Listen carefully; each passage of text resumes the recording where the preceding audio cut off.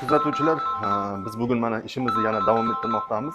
Patsientimiz 40 yoshda, ichki va tashqi gemoroy bezovta qiladi. Bu kishida surunkali ravishda qonash qiynagani uchun bizga murojaat qilib keldilar.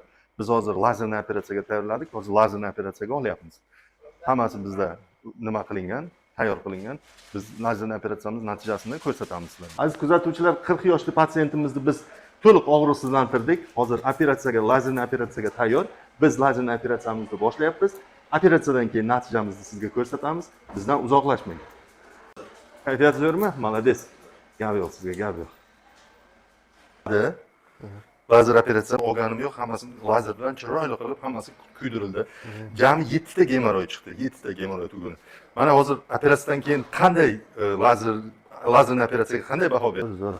Gap qilishim emas. Bizda hozir bir soatdan keyin tavsiya beraman, kerakli tavsiyalarni. Bemalol uyga ketsangiz ham bo'ladi. Hech qanday muammosi yo'q.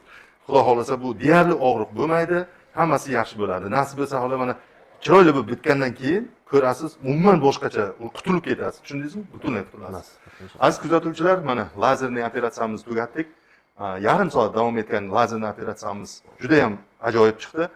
Bizni kuzatishda davom etinglar.